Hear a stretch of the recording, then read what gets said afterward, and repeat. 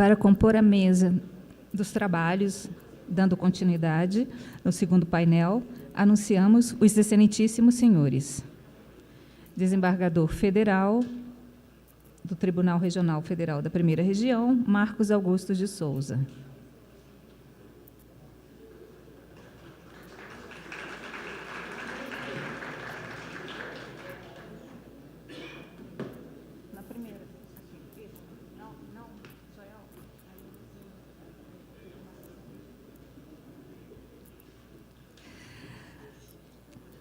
Professora Thalita Félix.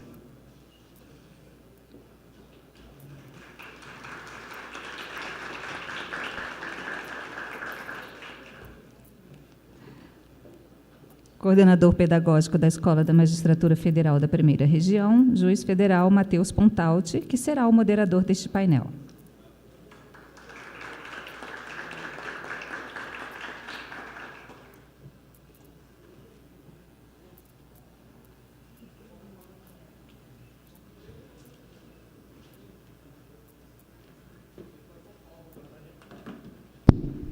Boa tarde a todos, mais uma vez.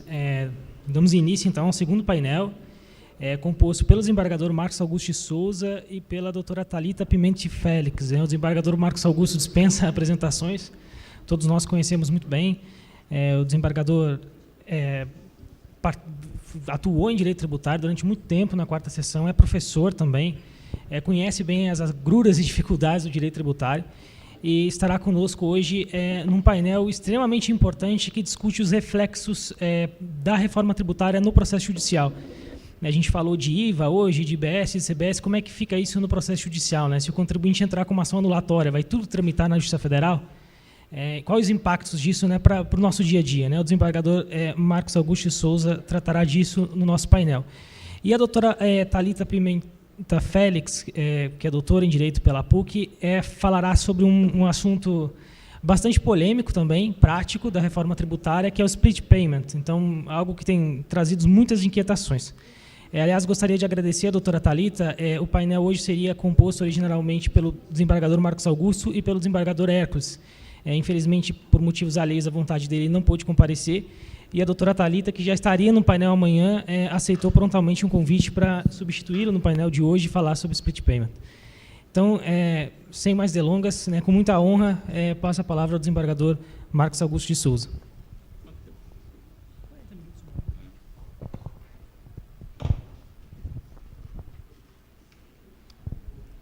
Boa tarde a todos.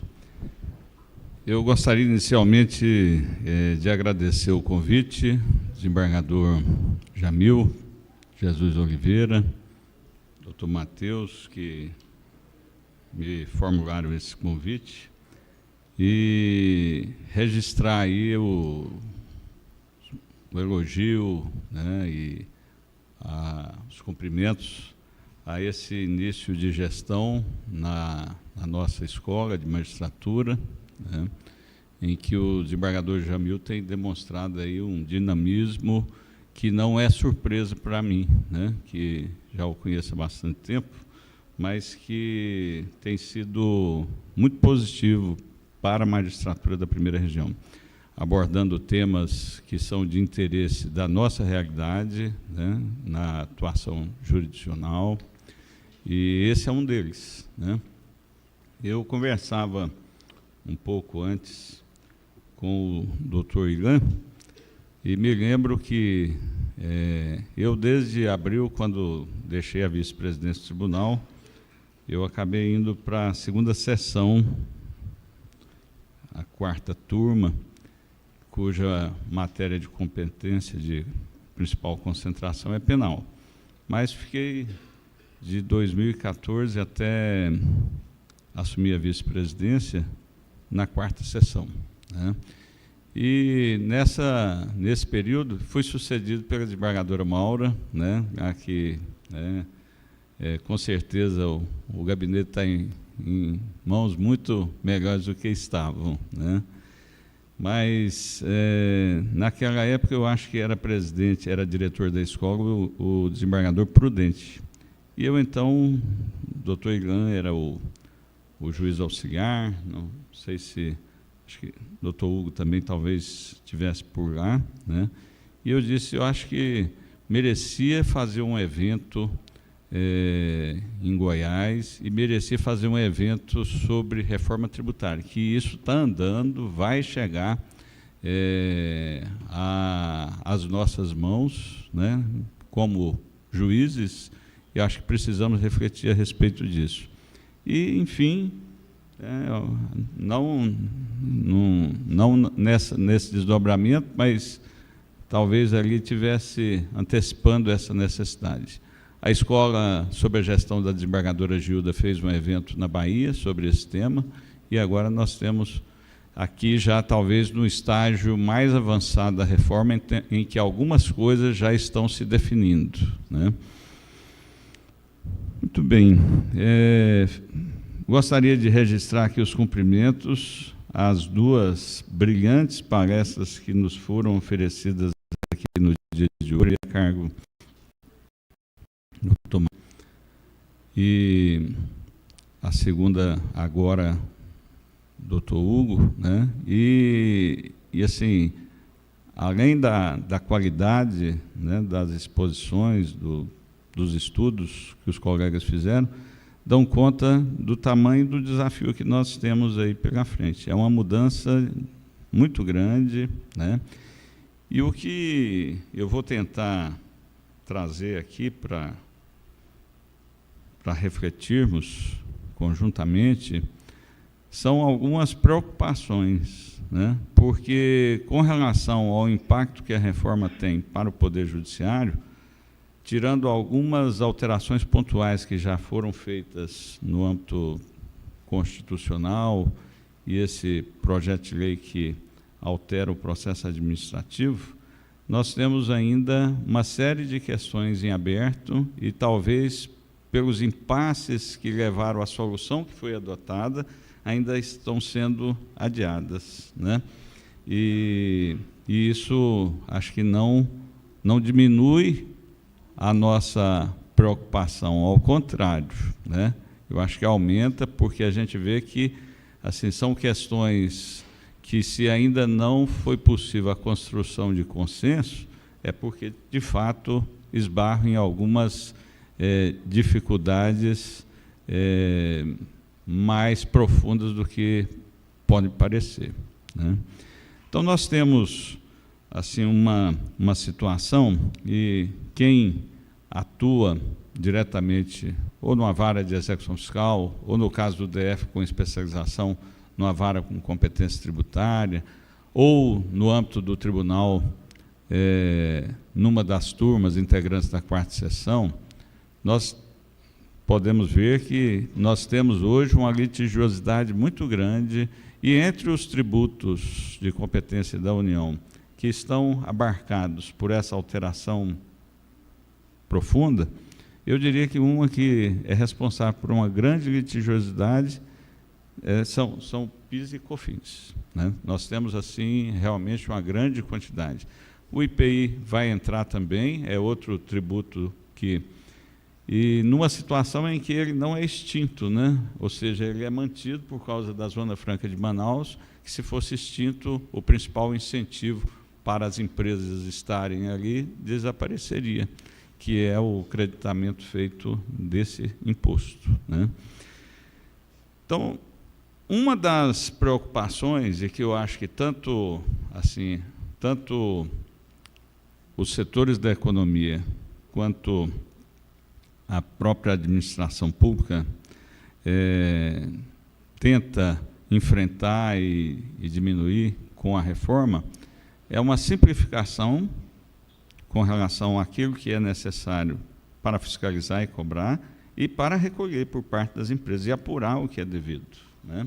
E o custo que isso acarreta, né? Essa simplificação, ela caminhou, e eu acho que a palestra de hoje de manhã expôs muito bem, uma solução que eu digo que não reproduz, mas que se aproxima da solução europeia, né, do IVA. E aí esbarramos numa federação, ou um federalismo que foi adotado entre nós, em que nós temos 3 níveis de competência com poder para tributar, né? Então, a União, Estados e municípios. E conseguir um consenso para realizar uma reforma com interesses nem sempre convergentes, e não é só interesses entre esses níveis. Tem municípios que têm situação completamente diferente de outros municípios, e aí a dificuldade, às vezes, está no mesmo nível, né? E eu me recordo que uma colega que hoje integra o tribunal e que foi procurador da Fazenda Nacional, uma vez conversando, ela me dizia: Marcos, eu participei, né, pela Fazenda Nacional de alguns grupos de trabalho em algum momento na tentativa de se buscar um entendimento para essa proposta de reforma, que isso já vem há bastante tempo, né? Ela falou: eu arrisco dizer que isso nunca vai sair. Isso há alguns anos atrás, né? E assim, eu acho que está cedo demais para a gente dizer que já saiu. Essa é a verdade. Eu acho que assim, existem passos importantes que foram dados, né? E talvez uma convergência de pensamento de que, como está, não é possível ficar, né? E isso é interessante, com uma percepção em que, tanto do lado dos contribuintes, quanto do lado, né, dos entes tributantes, né? Ou seja, então esse é um passo importante, né? Esse é um passo importante. Mas o que nós precisamos ter consciência, e a palestra do Dr. Hugo expõe bem, é que numa situação em que não temos assim uma cultura de a solução exclusivamente administrativa desses contenciosos. No âmbito, por exemplo, federal, nós temos talvez uma experiência talvez mais avançada do CARF, em que as decisões vinculam a Fazenda Pública, né, a Fazenda Nacional, mas o contribuinte ainda pode depois recorrer ao Judiciário. Isso não vai ser diferente, né? Não vai ser diferente. Nós temos hoje um quantitativo de ações que estão em tramitação nos diversos segmentos do Judiciário, muito grande. Eu confesso que eu fiquei um pouco assustado, porque na semana passada eu pedi a uma pessoa que visse lá com o pessoal do CNJ os números de tramitação de ações em geral, sobre matéria tributária. E aí pega a execução fiscal. Aí eu falei: não, acho que deve ter um erro, isso aqui deve ser o total de ações do Judiciário. Aí disse: não, é só matéria tributária mesmo, né? Então, é uma coisa assim assustadora, né? Ok, a forma de implementação da reforma, e eu acho que há uma sabedoria, né, que ela vai ser uma forma gradativa, né?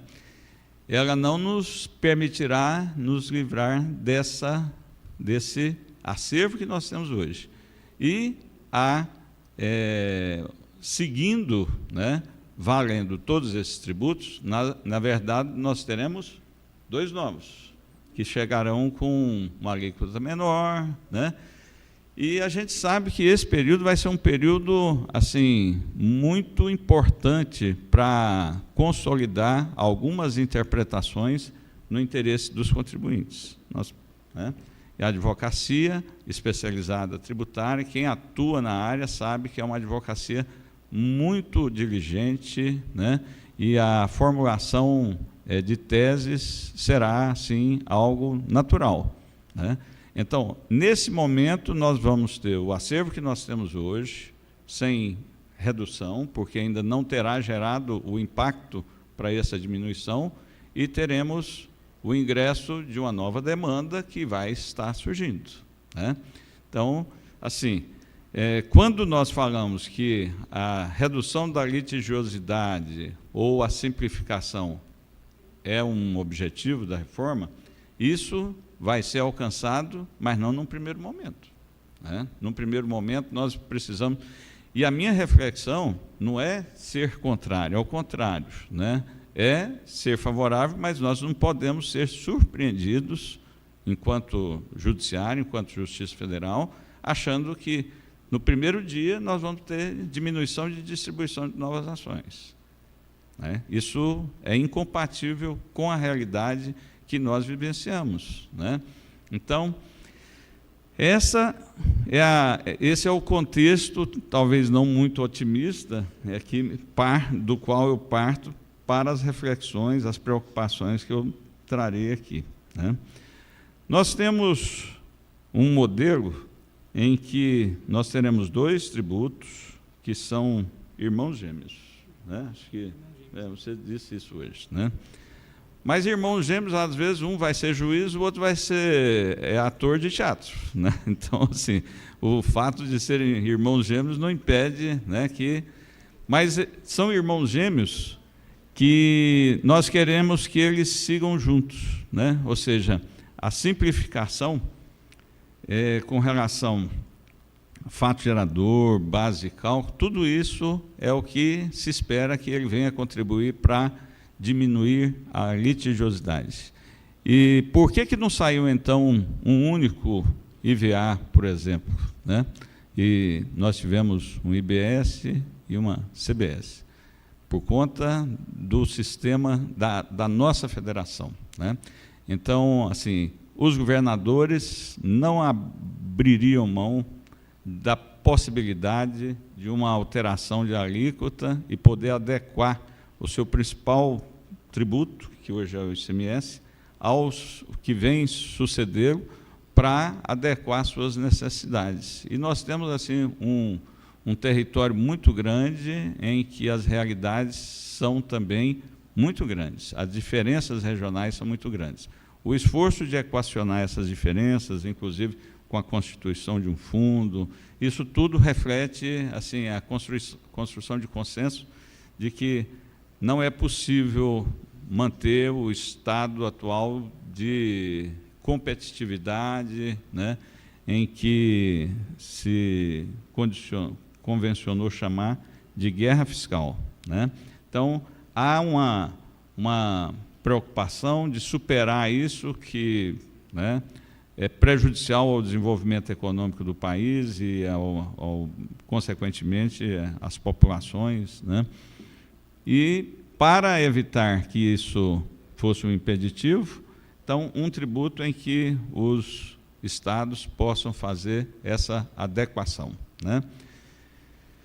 E precisaria ter algo que substituísse o atual CONFAS, por exemplo, né? E de uma forma em que os chamados conflitos pudessem ser prevenidos. E aí surge o Comitê Gestor do IBS. Só que o Comitê Gestor do IBS vem com uma competência para julgar o contencioso tributário ou fiscal. Então, nós teremos um órgão que não será meramente normativo, mas que terá, a exemplo mais ou menos do que acontece com o CARF, no âmbito, assim, estadual e municipal agora, né? Um único em nível nacional. E aqui eu acho que me chamou a atenção, né? E isso reflete a preocupação, o Procurador-Geral do Estado de Goiás, eu me esqueci o nome dele, Dr. Rafael, estava hoje de manhã, e uma das falas dele com relação ao Comitê Gestor do IBS, ele foi um órgão cuja natureza jurídica não se sabe qual é, uma natureza jurídica sui generis. E isso, né? Por quê? Porque a competência para decidir, né, judicialmente, por exemplo, sobre as decisões administrativas que sejam proferidas pelo Comitê Gestor, se for pulverizar pelos 27 tribunais de justiça, vai ser uma situação complicada. Mas, se considerar que isso será da competência da Justiça Federal, aí esbarra na mesma dificuldade pela qual foi criada, são a divisão de competência. Né? Nós temos aí a competência dos estados. Esse é um primeiro, eu diria que uma primeira situação que merece reflexão. A emenda 132, ela fez uma alteração na competência do Superior Tribunal de Justiça e prevê a possibilidade, eu até printei aqui, e aí eu acho que fica melhor para ler.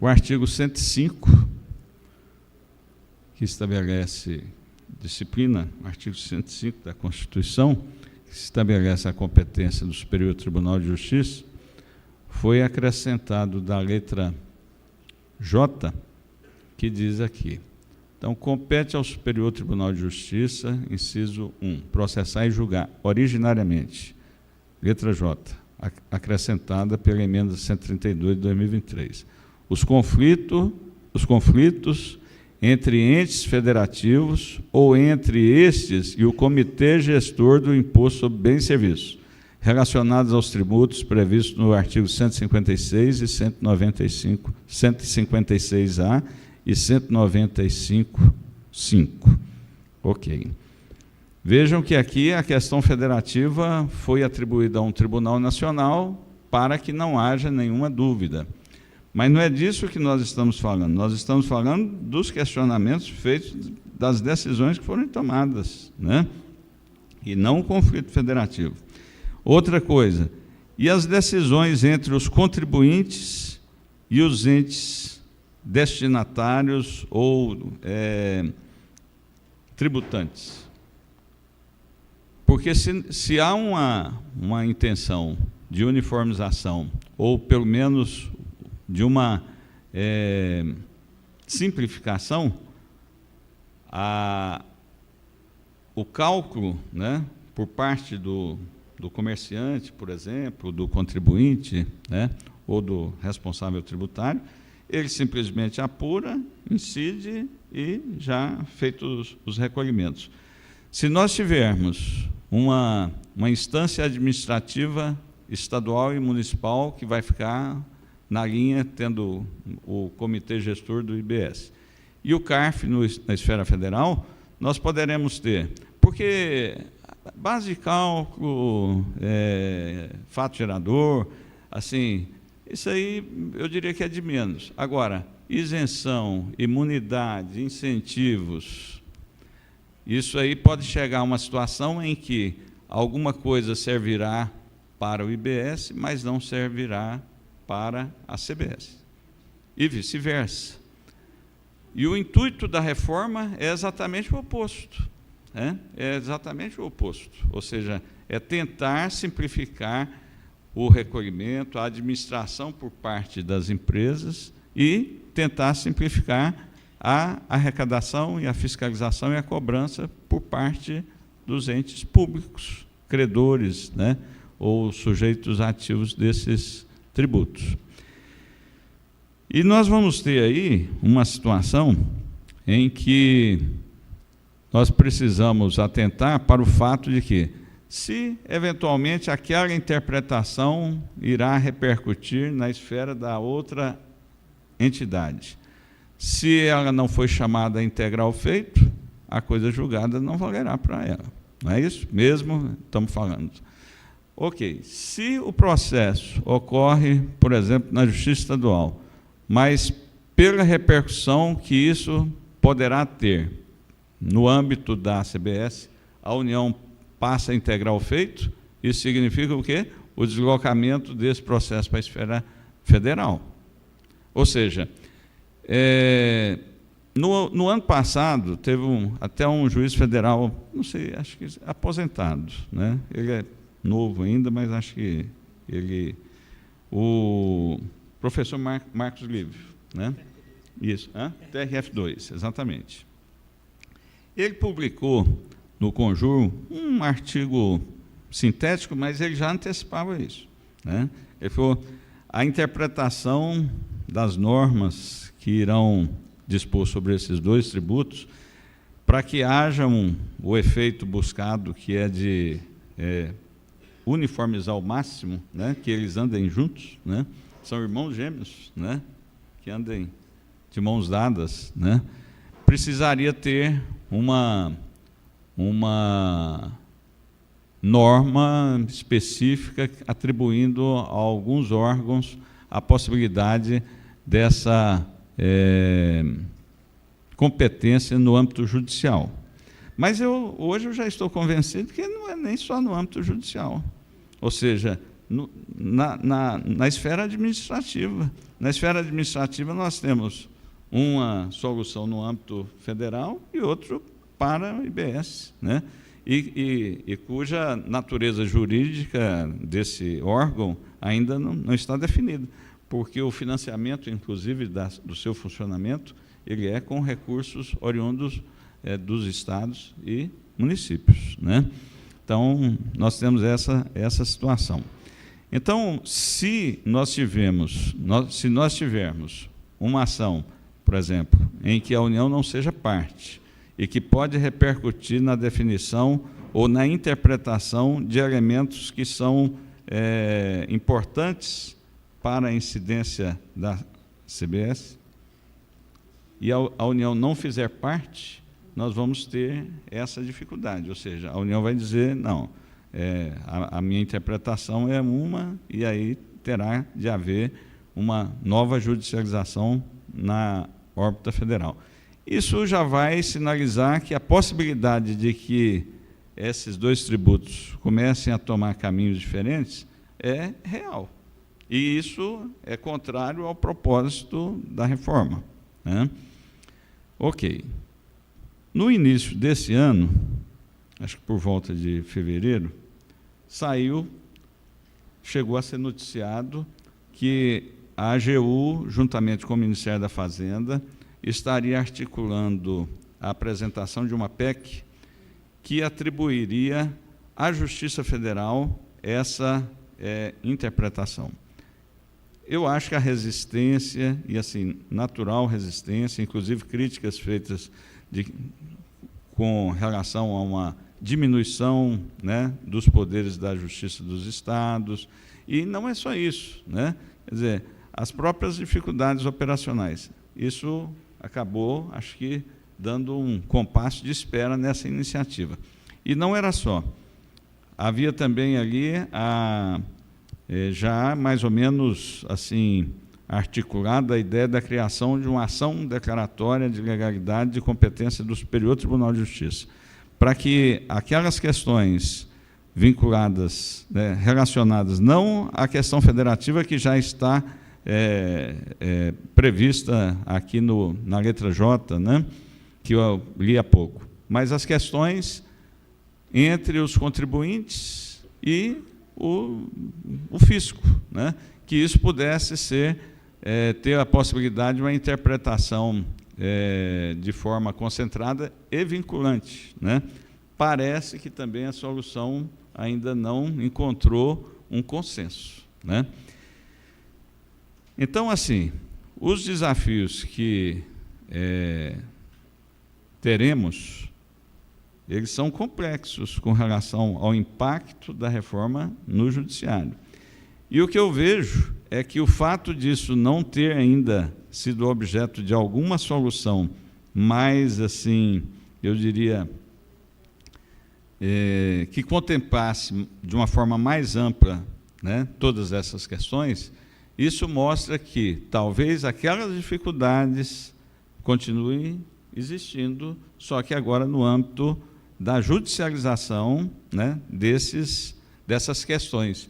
Porque não será pela repercussão econômica dos tributos no início que os questionamentos serão feitos, porque vai ser um percentual menor, mas pela importância estratégica que isso terá para o futuro desses tributos na definição da interpretação, inclusive em algumas situações com força vinculante para o futuro, né? Então, assim, podemos esperar que mesmo nessa fase inicial, em que o montante econômico da arrecadação talvez não seja tão significativo comparado, né, às outras espécies tributárias que seguirão, né, ainda valendo, né, em vigor, mas por conta da interpretação que será dada. Então, a importância de ter uma solução sobre essas questões que eu estou aqui refletindo com vocês, ela é muito grande, porque isso já estará já será uma necessidade de imediato, e não para daqui a 9 anos, por exemplo, né? E nós estamos falando em 2026, o início. Nós estamos já caminhando para o final de 2024. E assim, essa semana eu pedi para fazer um contato lá na Procuradoria da Fazenda Nacional para saber em que pé anda, né, como é que está. E aí a notícia que eu tive é que existe um grupo de trabalho e que está em contato com o CNJ, com o Conselho da Justiça Federal, né, para buscar uma solução para essas questões. Eu acho que é muito importante que a Justiça Federal, né, não aguarde isso chegar até o nosso dia a dia. Eu acho que é muito importante que a gente tenha, eu não digo que a gente vai invadir a esfera, né, de competência de outros poderes, que não é o caso, mas eu acho que a Justiça Federal, ela não pode deixar de ocupar espaço num momento tão importante quanto esse, e que vai ser decisivo para a nossa atuação jurisdicional, né? Então, essa minha reflexão é mais no sentido de realçar para os colegas assim, a complexidade e a importância disso, e que até agora ainda não teve nenhuma sinalização de uma solução, eu diria assim, mais consensual. E, pelo visto, as dificuldades, elas ainda continuam, né? E seria muito simples a solução. Não, aquilo que diz respeito ao IBS vai ser no âmbito da Justiça Estadual, e o que for de interesse da aplicação, incidência da CBS, da Justiça Federal. Mas algumas situações aqui, né, ou seja, já é possível antever que não é tão simples.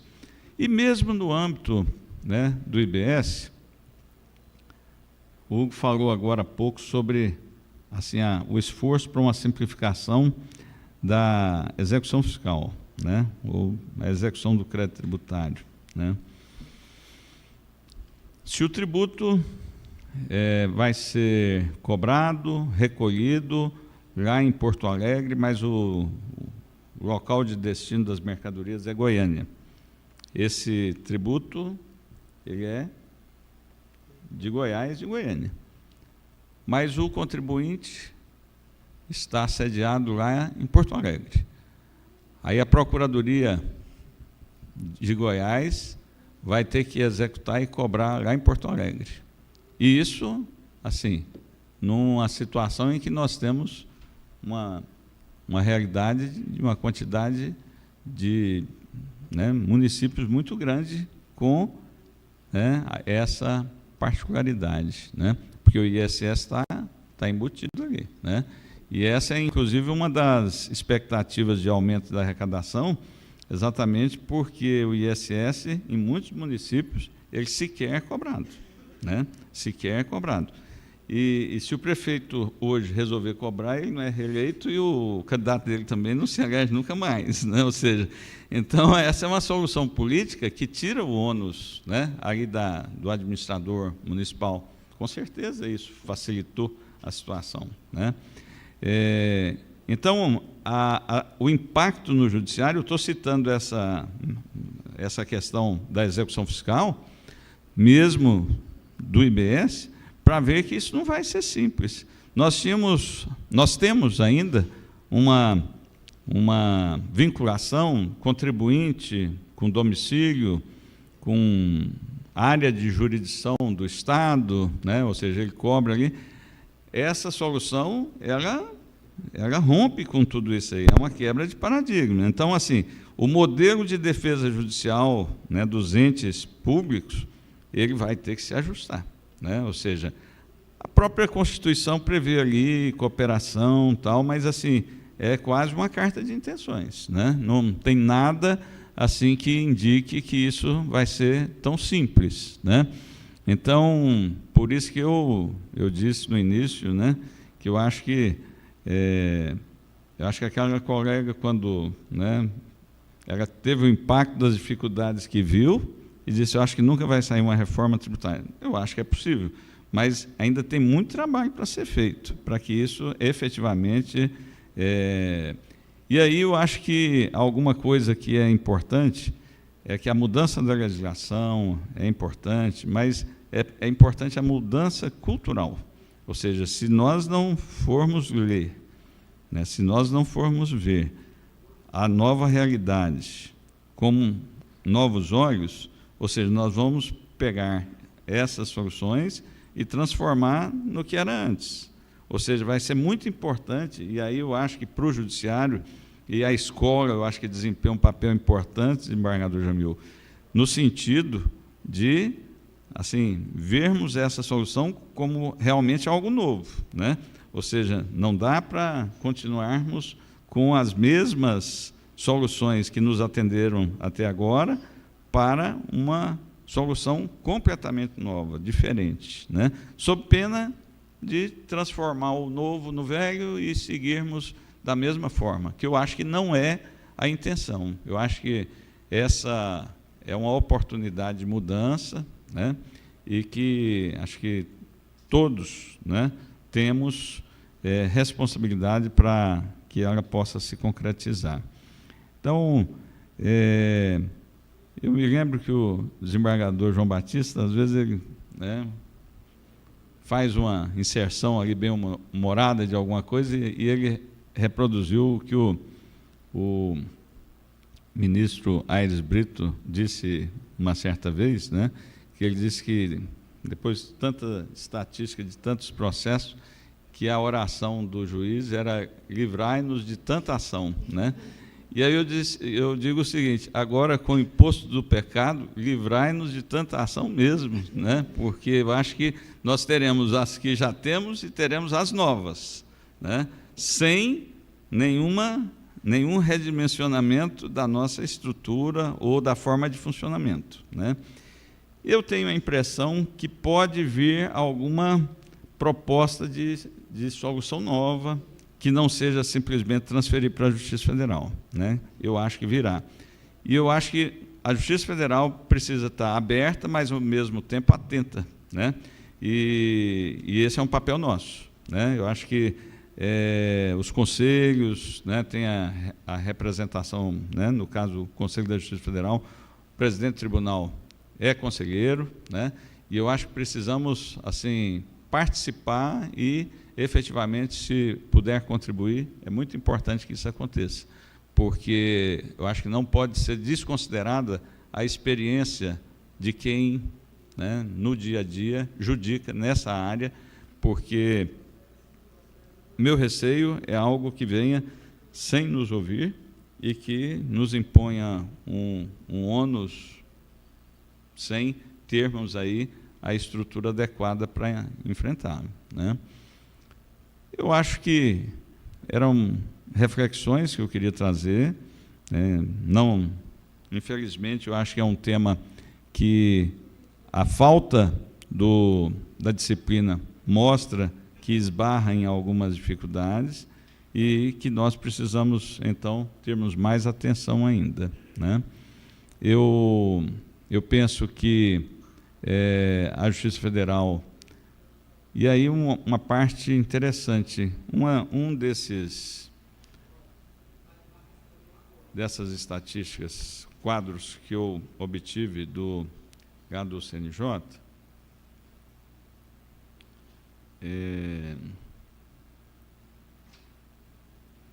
reflete o tempo de duração, né?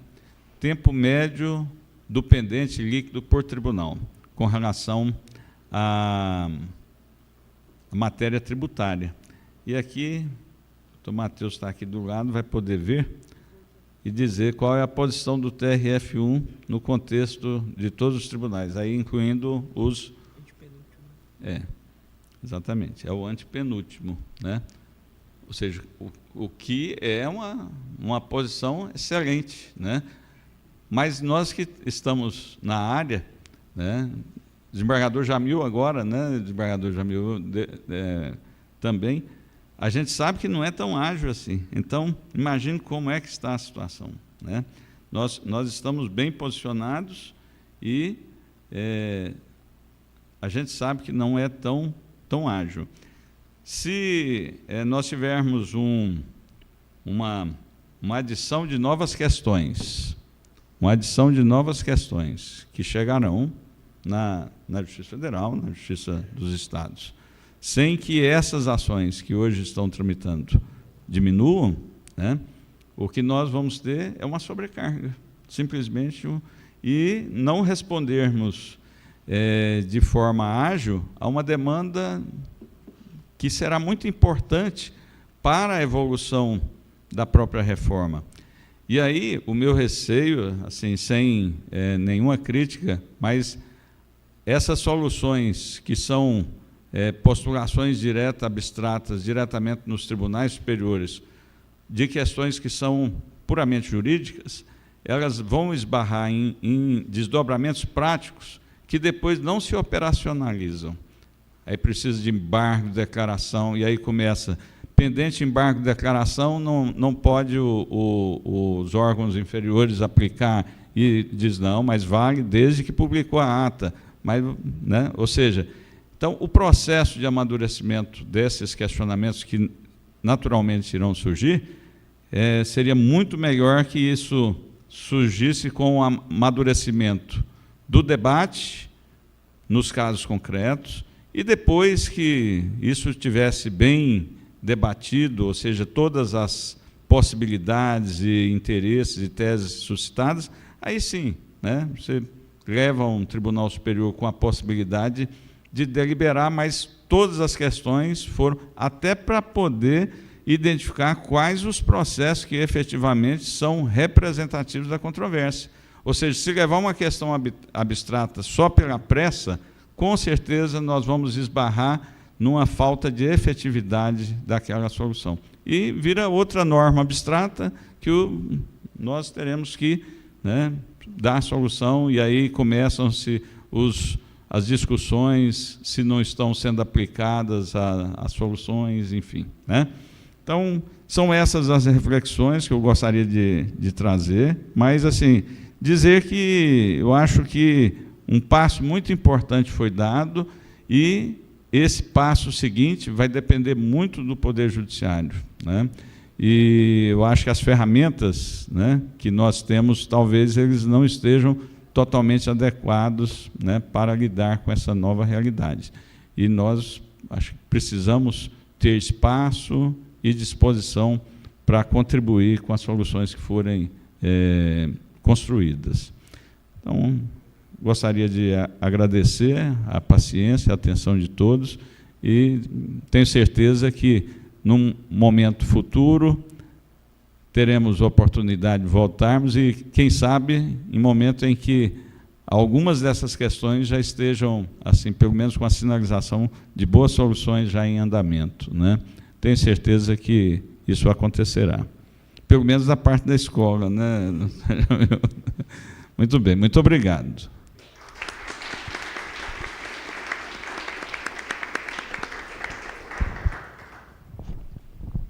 Obrigado, desembargador Marcos Augusto. Eu agradecer a Vossa Excelência por ter aceito o convite, pela excelente exposição.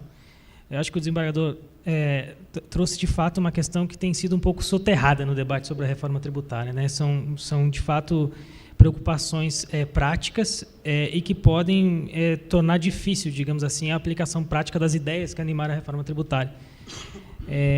Para utilizar a metáfora que o doutor Marcos Augusto utilizou, né, dos irmãos gêmeos, eu acho que a metáfora do doutor Marcos é melhor que a minha, que a ideia é que os irmãos gêmeos caminhem juntos, né?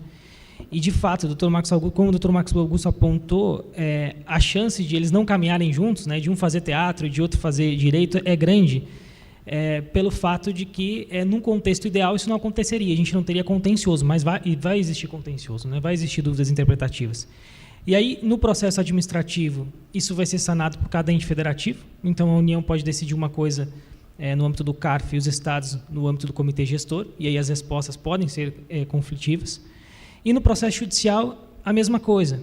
Então, assim, um exemplo talvez bem prático que ilustre talvez o que o doutor Marcos Augusto falou. Alguns regimes diferenciados no projeto de lei complementar, com alíquotas reduzidas, né, de 60%. Tem lá serviço de educação. Escola de inglês não está prevista, escola de línguas, né, não está prevista como sendo alíquota diferenciada. Essa escola entra com uma ação declaratória na Justiça Estadual pedindo redução do IBS 60% e uma na Justiça Federal pedindo redução de 60%. Pode ter uma solução na Justiça Federal e outra solução na Justiça Estadual. E aí os dois irmãos gêmeos não caminharão mais juntos, né? Então, de fato, acho que são preocupações muito importantes. A Justiça Federal talvez não tenha participado tanto desse debate, e que foi colocado para um próximo momento. Inclusive, isso está expresso no PLP do Comitê Gestor, se jogou essa discussão para um próximo momento, mas, como o doutor Marcos Augusto falou, a reforma tributária se inicia em 2026. E a questão que se coloca é se vai dar tempo, né, de até 2026 se resolver todos esses problemas que foram apontados. Não sei se o doutor gostaria de... Não.